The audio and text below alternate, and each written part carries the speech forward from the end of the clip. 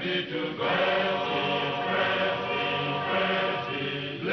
our great Zambia, Zambia, Zambia.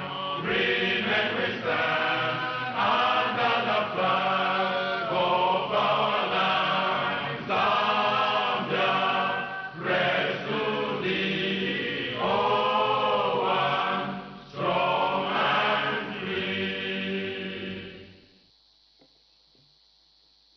Prayer. Almighty God, who in your infinite wisdom and providential goodness has appointed the offices of leaders and parliaments for the welfare of society and the just government of the people, we beseech you to consider with your abundant favor us, your servants, whom you have been pleased to call to the performance of such important responsibilities in this land. Let your blessing descend upon us here in Parliament assembled, and grant that we may, as in your presence, treat and consider all matters that shall come under our deliberation in so just and faithful a manner as to promote your honor and glory, and to advance the peace, prosperity, and welfare of our country, and of those whose interests you have committed to our charge. Amen.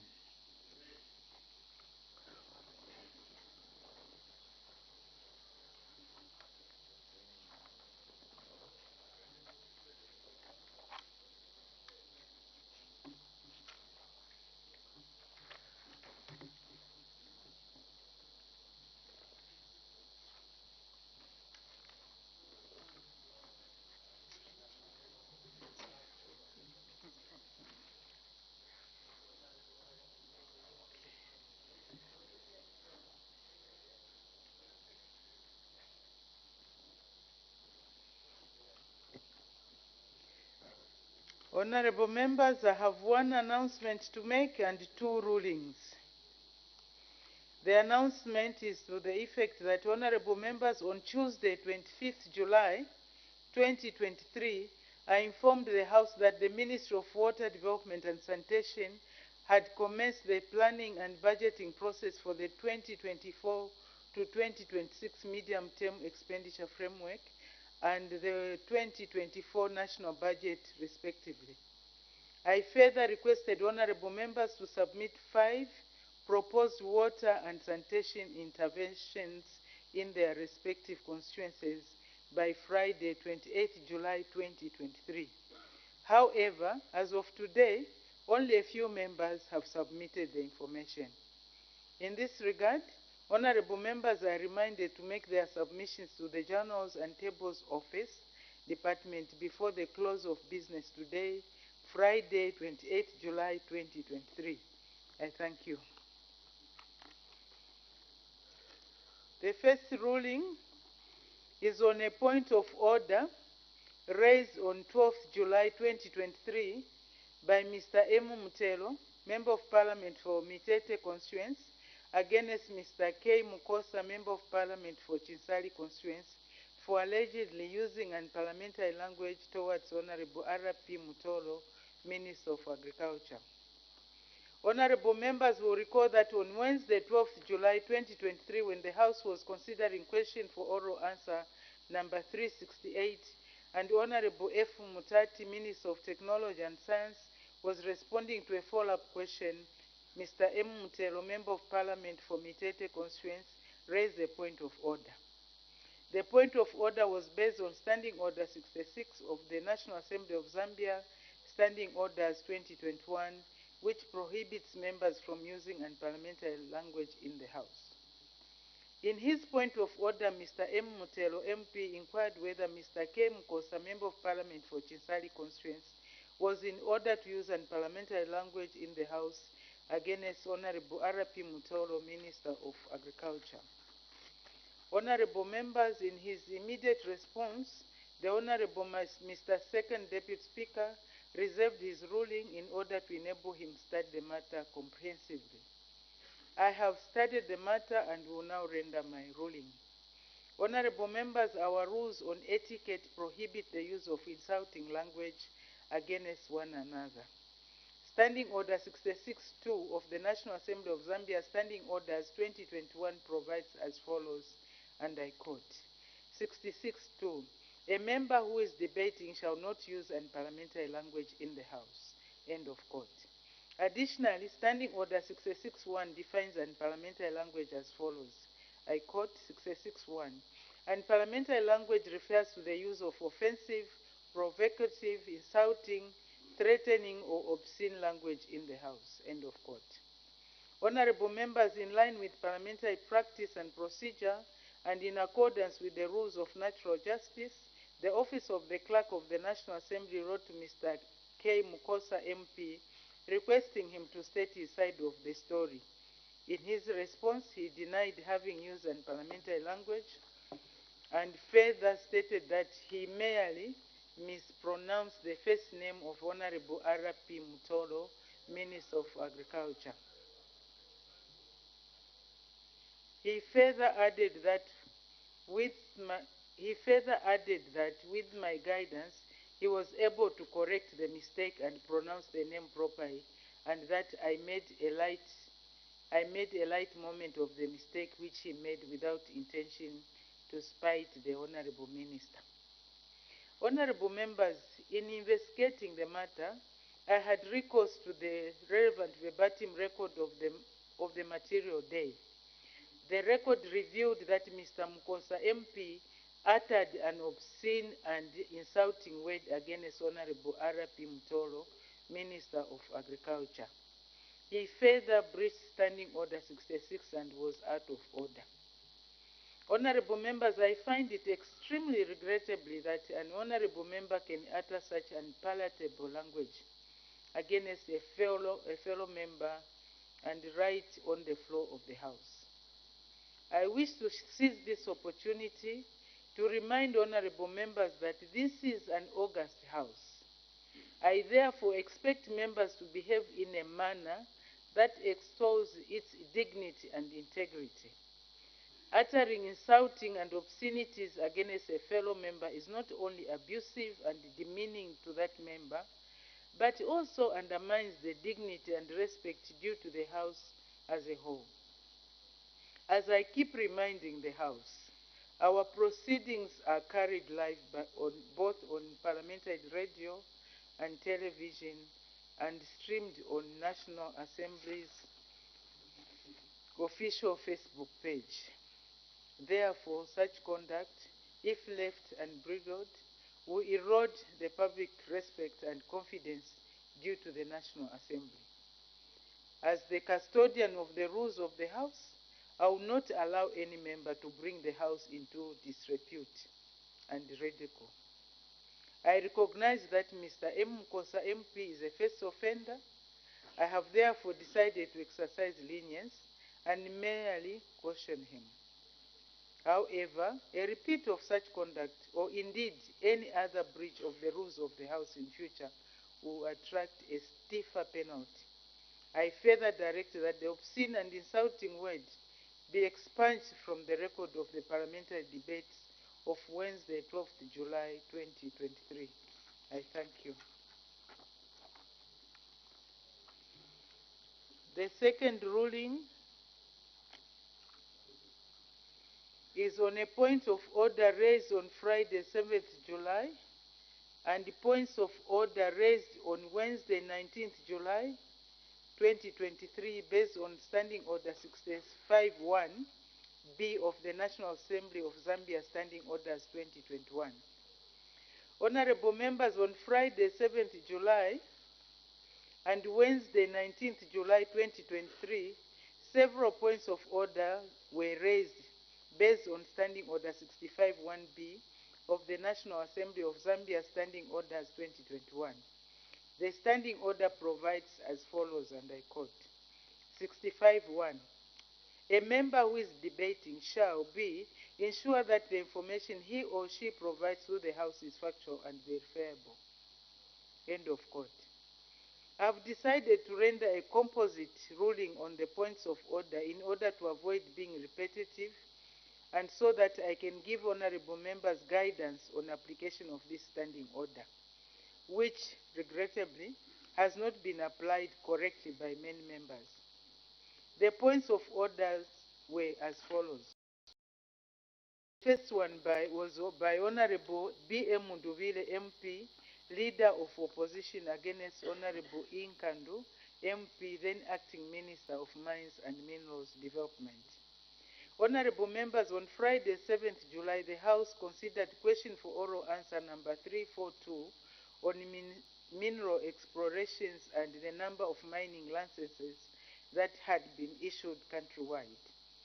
During consideration of the question, Mr. S. Kampyongo, Member of Parliament for Chuangandu constituency, inquired on the systems the government had put in place to curb illegal mining activities in the country. In response, Honorable Ingandu MP, acting as Minister of Mines and Minerals Development, informed the House that the government had intensified the monitoring and inspection of areas where minerals were being exploited. He further stated that the ministry dispatched inspectors and law enforcement officers whenever it received reports of illegal mining activities to ensure the culprits were dealt with. Following the Honorable Minister's response, Honorable B.M. Nduvile MP, Leader of Opposition, raised a point of order. In raising the point of order, he made reference to the report of the Planning and Budgeting Committee on the effects of illicit financial flows on the budget and its sustainability, which was tabled in the House on 5th June 2023. He submitted that the report had revealed that there was a well-syndicated and mechanized illegal mining operation at Konkola Copper Mines, KCM, which the government had not stopped. He, in that regard, inquired whether Honorable Inkandu, MP, was in order to mislead the House that the government had instituted measures to curb illegal mining activities. Honorable members, in response to Mr. S. Kampyongo, MP's question, Honorable Inkandu, MP, informed the House that measures had been instituted to curb illegal mining activities. He further stated that inspectors and law enforcement officers were dispatched whenever a report of illegal mining activities was received. I believe the Honorable Minister was presenting the government's position on the matter.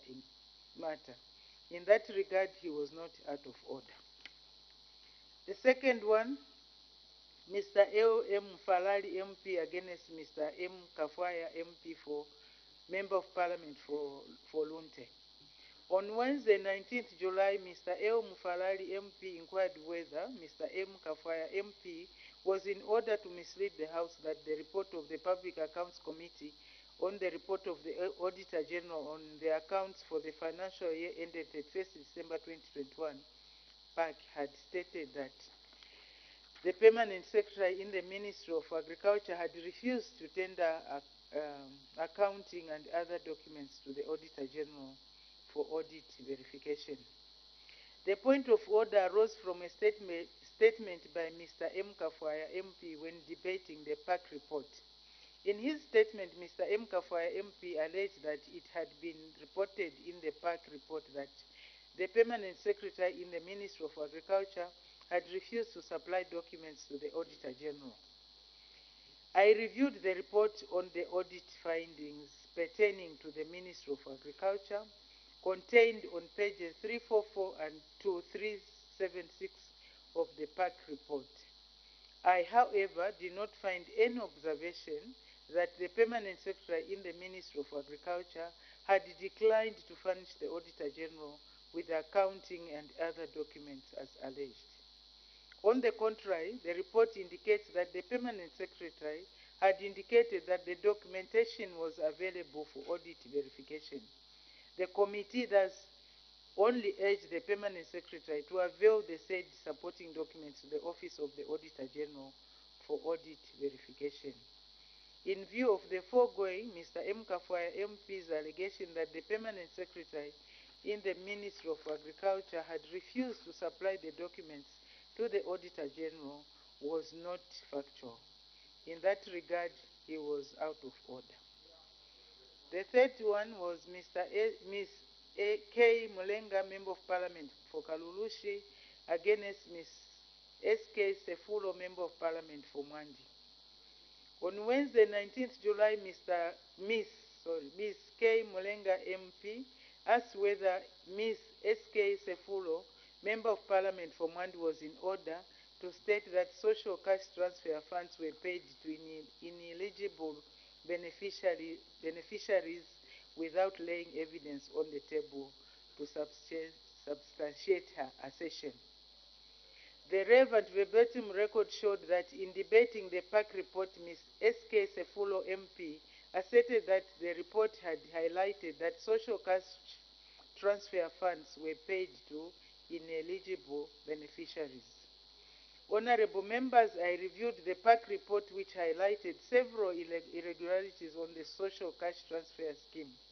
Among these was the irregular payment to ineligible beneficiaries.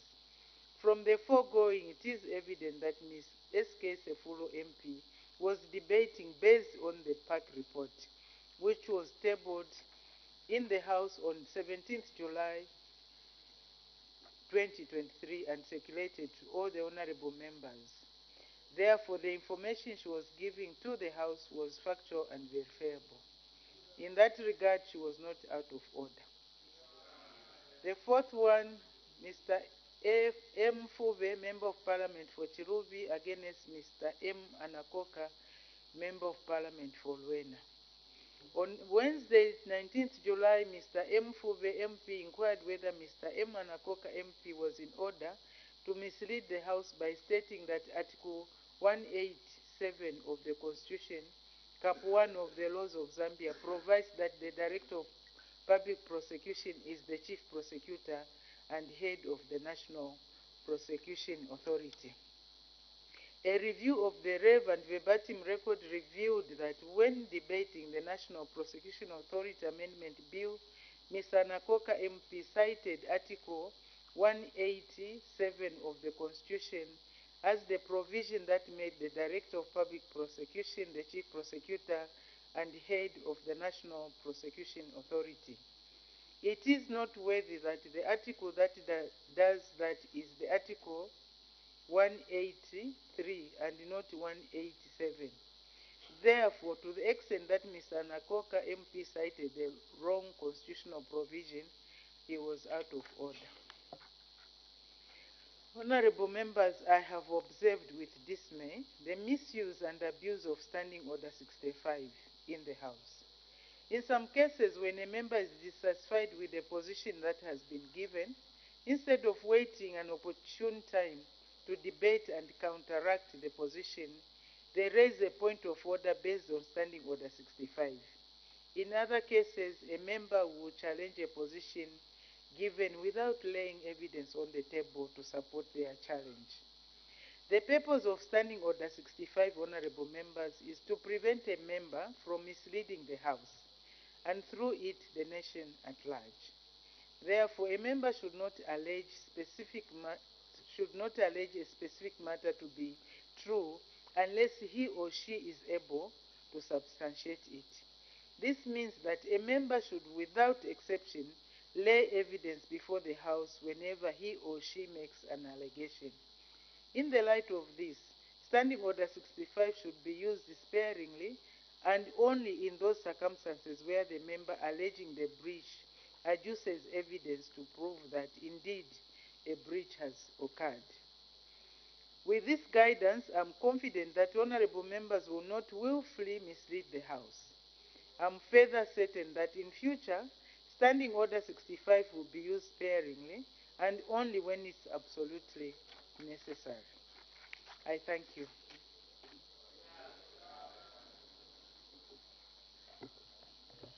Matters of urgent public importance, the honorable member for Ron. There is only one.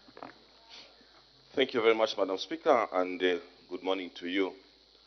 Madam Speaker, the matter of urgent public importance I wish to raise is directed to the Minister of Transport and Logistics. Proceed, honorable member. What's the matter of urgent public importance that you wish to raise? Madam Speaker, a few weeks ago,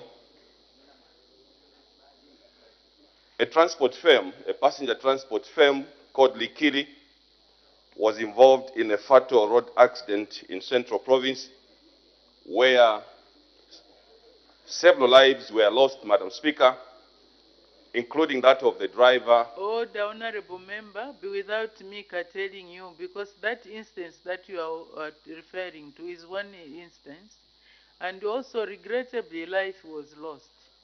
So it's not a matter that can be subjected to a debate. Can you put in a question if you desire to find out what exactly happened? So the matter is not admitted. We can proceed to the next item. Oh, honorable member for Sikongo, you also have a matter of urgent public importance. What's the matter? Thank you so much, Madam Speaker. The matter is in relation to the letter that we received from the Minister of Agriculture pertaining to the involvement of members of Parliament in the FISIP program. Now, I would like the Minister maybe to clarify the extent to which the members of Parliament are supposed to be involved, because there's a lot of confusion out there after the letter was released. Thank you so much. The issues of FISIP, is there going to be a catastrophe that will occur if the Honorable Minister doesn't come?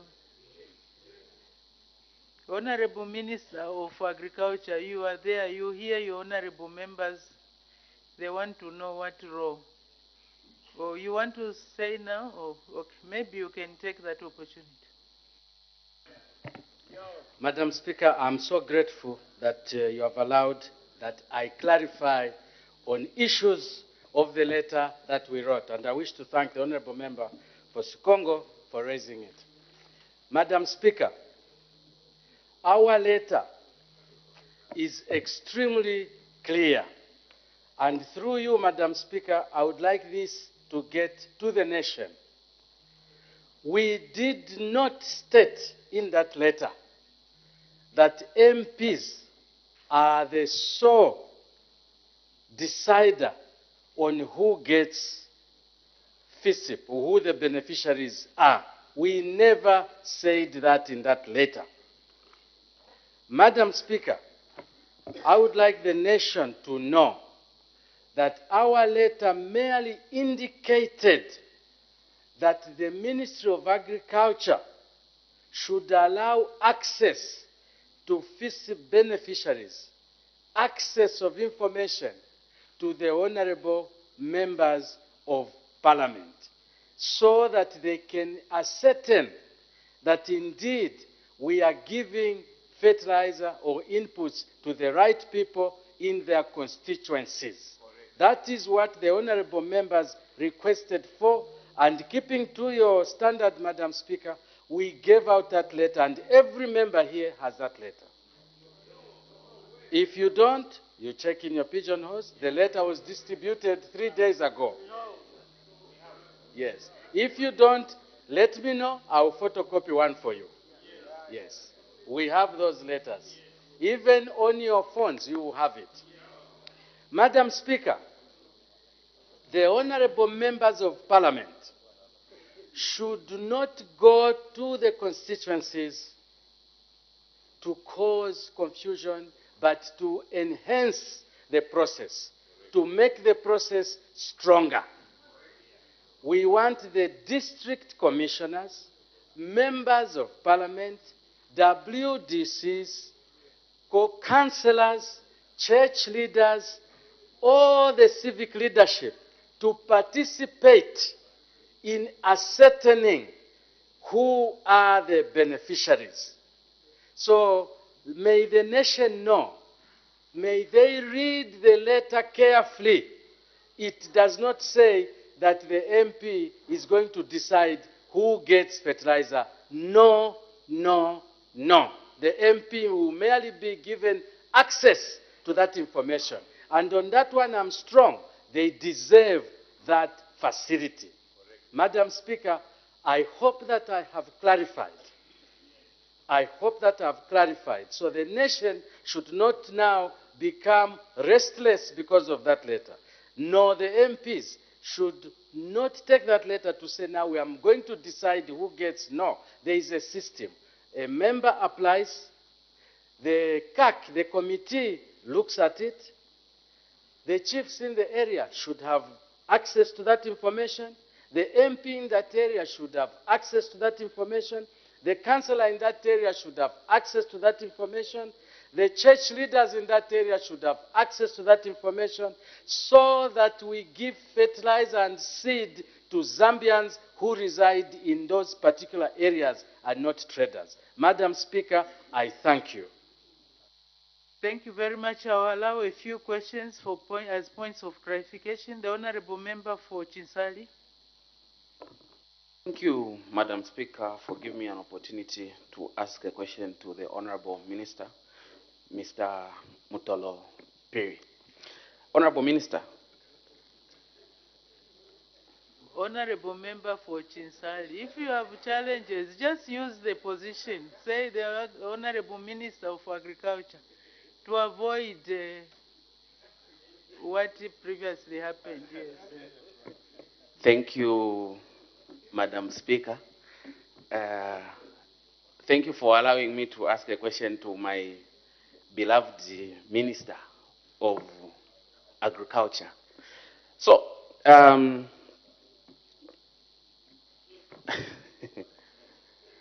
Honorable Minister, with this privilege that you have given us to access that information, is there any, are you considering to kind of maybe translate that information in vernacular so that we reduce the chances or minimize the chances of it being misunderstood by those who may not be understanding English?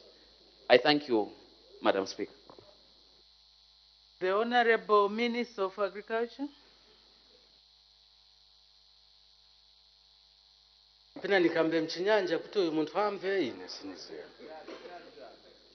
Madam Speaker, I hear what the Honorable Member is saying. What I was saying is they want to know what you just started with means. Madam Speaker, I was saying maybe I should speak in a language that my Honorable Member understands. But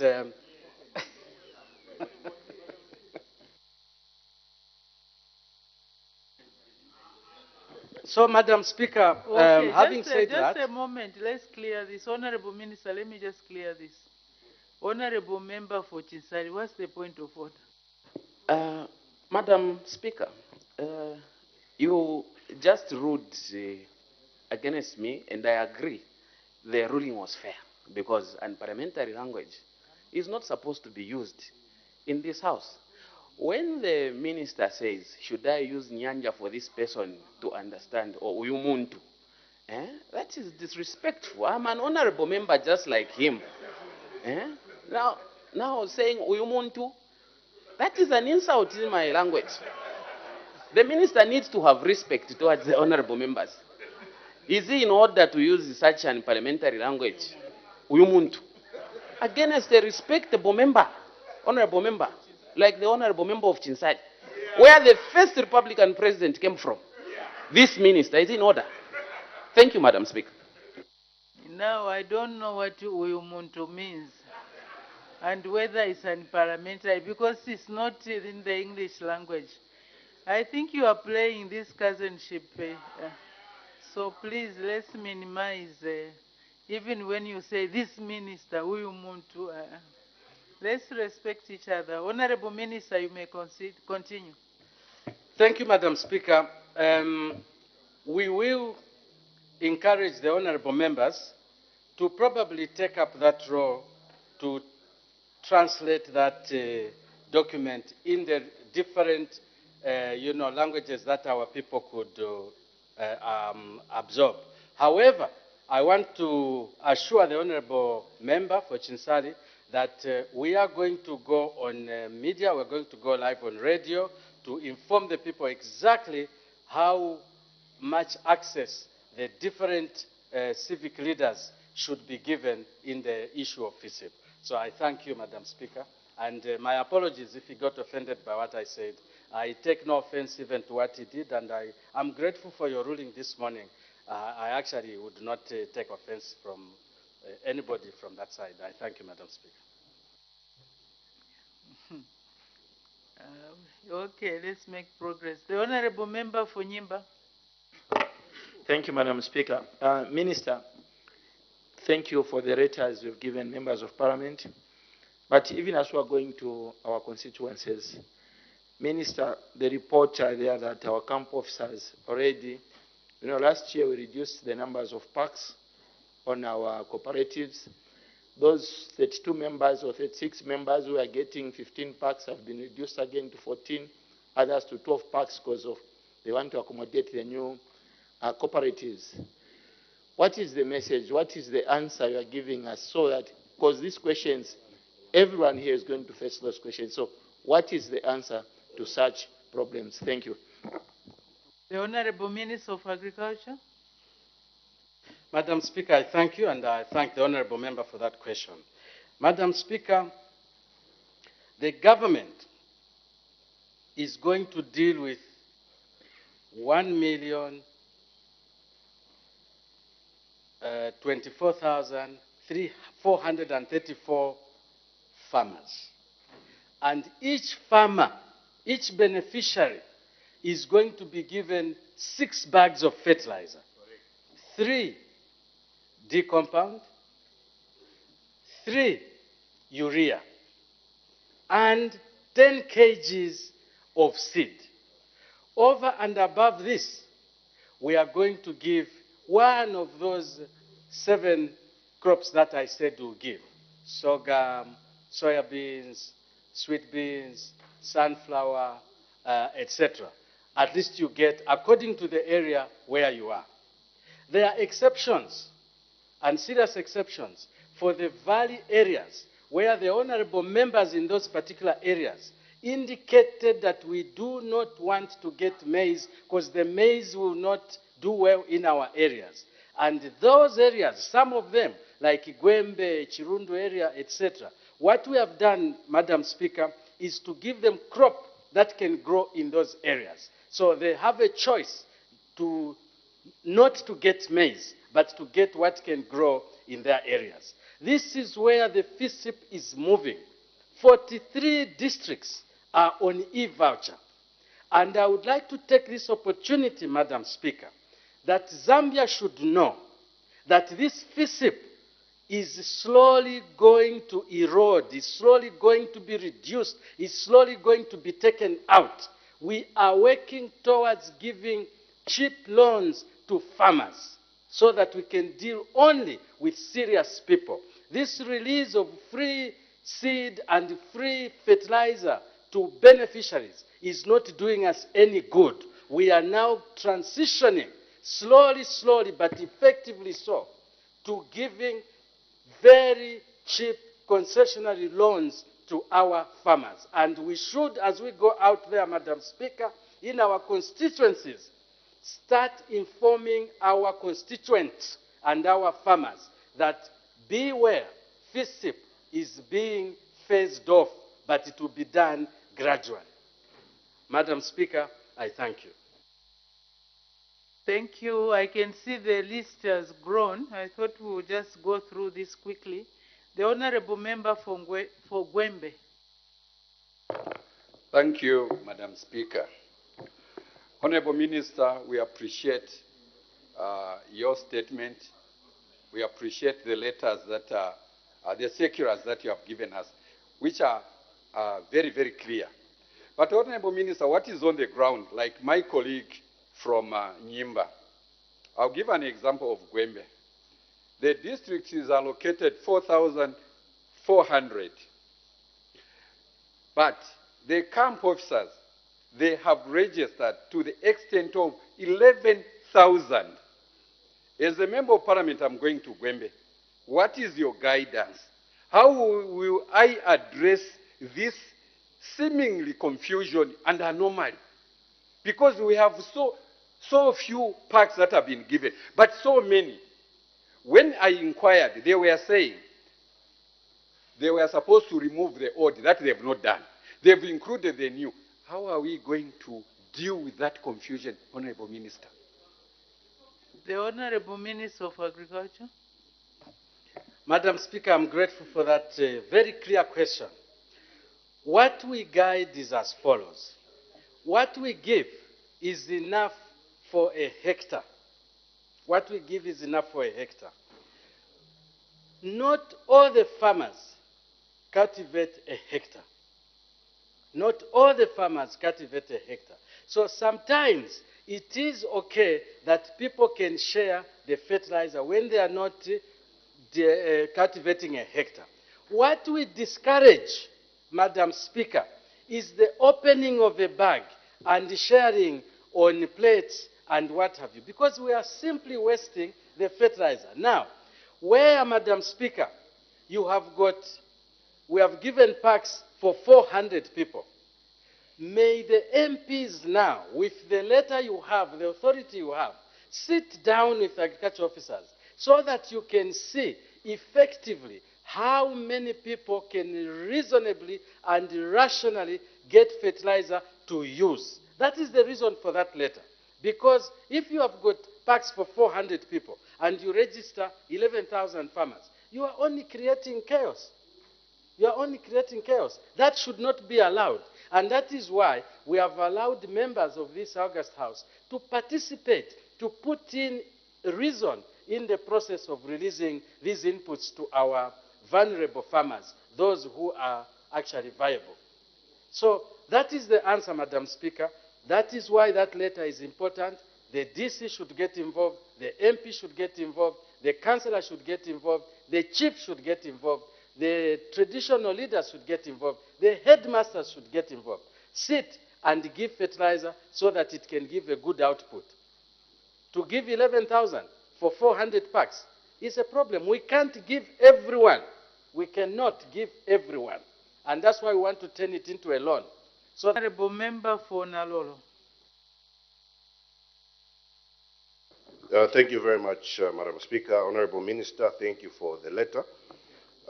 Honorable Minister, in a situation where the members of parliament now have access to that list and you have people who don't qualify to be on that list, guidelines on what is the action of recourse, because you have included two main stakeholders, chiefs, WDCs and so forth. So if the wrong person is there, what are the guidelines of recourse? As you may be aware, Honorable Minister, since FISIP was introduced in Zambia, farmers are not graduating. They are still grade A farmers. So the status quo on FISIP is the same as when FISIP was not there, same harvest, same yield. So that is why our involvement in the spirit of oversight, we really want to take interest in. If the wrong people are there, what is the recourse of action? So are you willing to give additional guidelines in that situation? Thank you, Madam Speaker. The Honorable Minister of Agriculture. Madam Speaker, I thank you. The letter that we gave is meant to cure exactly what the Honorable Member has brought out, Honorable Member for Nalolo. Madam Speaker, there has been accusations that the members of CAC, who are actually farmers, and our agriculture have been mischievous along the way, that they actually put names of people who don't actually exist and that they therefore get these packs. Or sometimes isolate, Madam Speaker, names of genuine people so that at the end there is a huge stock which is without beneficiaries, and then they access these things. There is a very typical case right now in the Eastern Province where one of the civic leaders is being accused of having almost 100 people who don't actually exist. Now, it is up to us, Madam Speaker, to trace and find, to say, is it really in order that it can be found, for example, in Chinsari? If I'm there, I should be taken out. It is wrong. And then the camp officer should be reported. How can you have people who are not on that, in that area? That is the idea. Only then are we going to have to bring up issues of productivity, because some of the people we are giving right now on the list are not genuine. We cannot be everywhere, but each area in Zambia is covered by an MP. So please, let us now use this information and see that we participate. Recourse, is to take out, number one, to take out the name, know who that extension officer is, and we will deal with that extension officer. We will suspend that extension officer. If there was intent to steal, we will report him to police so that he can be arrested. I thank you. Thank you. The Honorable Member for Chairman North. Thank you, Madam Speaker. Thank you, Minister, for that statement. Minister, there is a perception that those beneficiaries of FISIP were members from the former ruling party. So I want to find out what action are you going to take against, especially maybe district commissioners who may be segregating beneficiaries, because I'm alive to the fact that this distribution should be above political inclination. So what action are you going to take against especially district commissioners who will be segregating based on political grounds? The Honorable Minister of Agriculture. Madam Speaker, the role of an MP, the role of a district commissioner and other leaders in this is oversight. If this House is Chairman North, we can have 10 people as members of CAC. It is this committee that actually selects the farmers together with extension officer.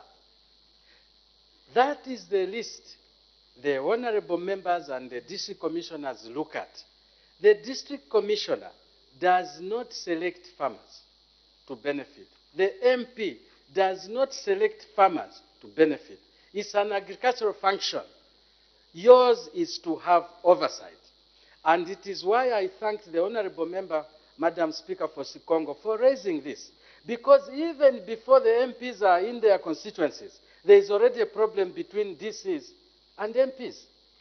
Why should we be having problems? We should be working together to make sure that we give the right people. There should be no, this one was from the old, this one. No, but I can simply say that in an event that this FISIP proceeds up to 2026, all those who are on FISIP today will never ever get FISIP after 2026 because they would have done their 3 years anyway. So we'll have a complete new thing. We were guided not to start separating people because we had not warned them. But this has been now clear warning to people, and it will eventually take out all those who are on FISIP. By 2026, none of these people getting fertilizer, none of the farmers, none of the beneficiaries will be on the FISIP list. Madam Speaker, I thank you. Thank you. The Honorable Member for Kalabo Central.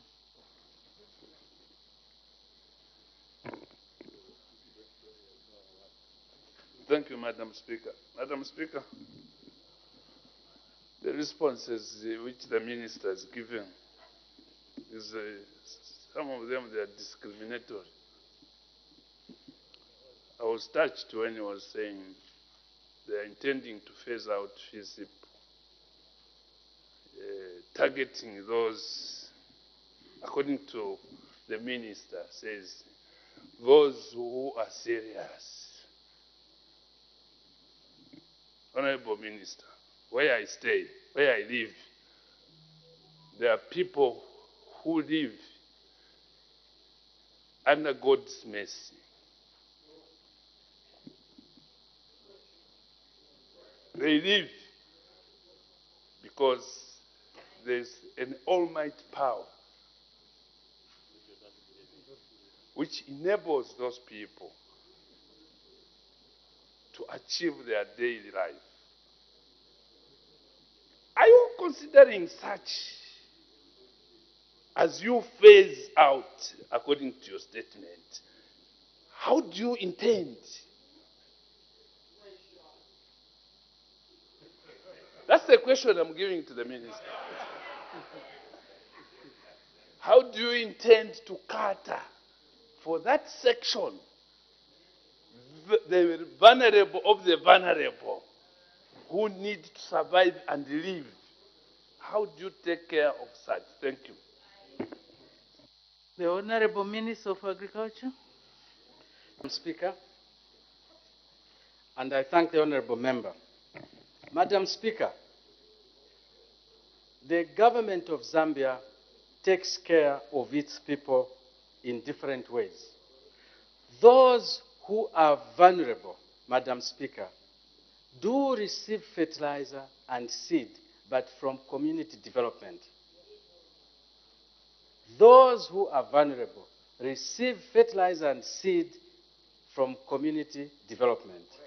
Those who are even more vulnerable are given money every single month to support their livelihood.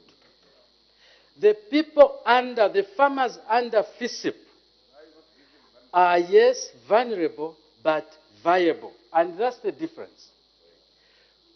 We are saying, look at what Zambia was when it just got independent. There were credit institutions, there were financial institutions giving out loans. Loans which were affordable in terms of paying back. And we would like the loan system to come back, move simultaneously together with the FISIP as we reduce on the FISIP and promote more the loan function. So that the benefit, you know, this $500 million US dollars that we are using on FISIP every single year can be turned more into a revolving fund and also target the real beneficiaries. So there is no segregation whatsoever. We would not encourage segregation. The strata, however, in society will always be there. There are those who get funding from government, there are those who get fertilizer from community development, there are those who get fertilizer from FISIP, and there are those who get fertilizer from their own resources, the commercial farmers, emergent farmers, etc., deliberately on their own going to a bank. We would like to bring sanity in FISIP. It will run side by side with a commercial venture, very low interest rates almost running as with CEC or even less.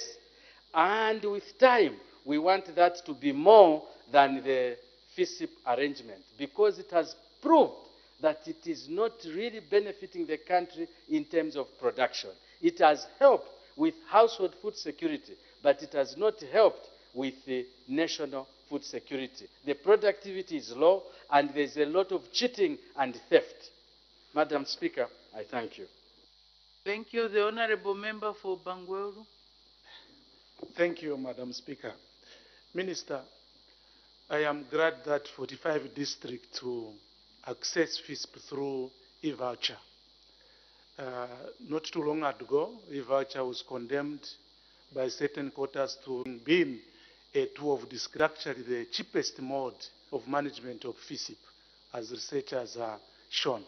That aside, I'm carefully following the words you are using for the involvement of MPs.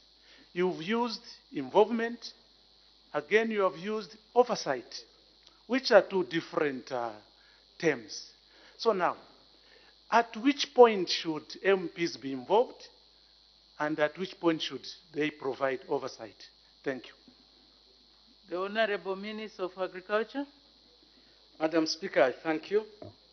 The Honorable Member talked about e-voucher. It is only important that I mention it. Yes, e-voucher is a very good, rugged system because it allows the farmers to do what they want to do. However, if you do not handle it well, it can be taken that it has been weaponized against a given area. And that is why there was condemnation of it. You do not say we are using e-voucher in this segment of the House, and then I do not give the agro dealers the inputs to release, and then the people go